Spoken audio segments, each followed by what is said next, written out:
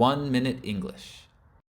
In this 1 minute lesson, we are going to have a look at some different meanings for give away.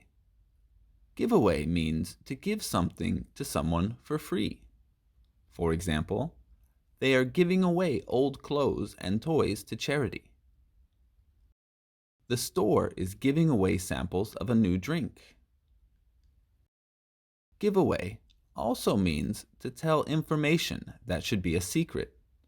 For example, the poker player's excitement gave away his strong cards.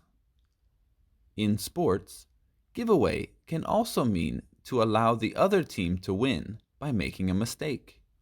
For example, the goalkeeper fell over and gave away an easy goal. Give it a go.